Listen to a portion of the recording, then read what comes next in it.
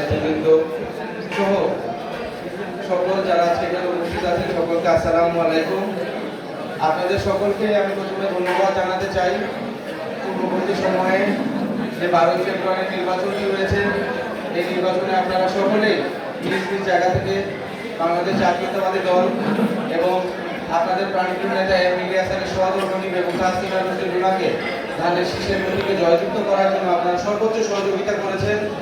আপনাদের সকলের সহযোগিতা চোখে ভাসমান হয়েছে এবং আমি নিজ চোখে সেটি লক্ষ্য করেছি এবং উপলব্ধিও করেছি।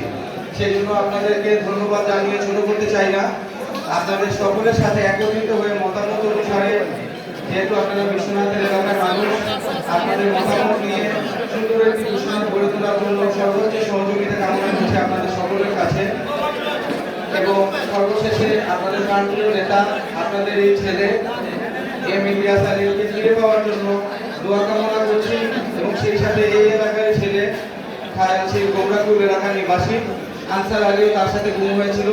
দীর্ঘ 13.5 বছর থেকে 14 বছর ধরে আমরা তাদের কোনো খোঁজ পাচ্ছি না। আপনারা সকলেই অবগত আছেন সেই বিষয়ে। তাকেও ফিরে পাওয়ার জন্য এবং সেই সাথে গুম হওয়া সকল নেতৃবৃন্দকে ফিরে পাওয়ার জন্য আপনাদের দোয়া কামনা করছি। ইনশাআল্লাহ আপনাদের সকলের সহযোগিতায় আমরা একত্রিত হয়ে সকলের মতামত অনুসারে এবং সকলকে সাথে নিয়ে আগামী সময়টি কাটাবো এবং এই বিশ্বনাথকে একটি মডেল উপজেলা হিসেবে উপহার দেওয়ার জন্য আমরা একত্রে মিলেমিশে কাজ করার প্রতিশ্রুতি আমি আপনাদের কাছে জানিয়ে যাচ্ছি। আমি আজকে একটু পরে ইফতার আমরা গ্রহণ করবো। বক্তব্য আমি দীর্ঘায়িত করবো না। আমাকে আজকে এখানে আমন্ত্রণ জানানোর জন্য সকল নেতৃবৃন্দ এবং সকল উপস্থিত মানুষকে আমি ধন্যবাদ জানিয়ে আমি আমার সংক্ষিপ্ত বক্তব্য শেষ করতে চাচ্ছি। আসসালামু আলাইকুম।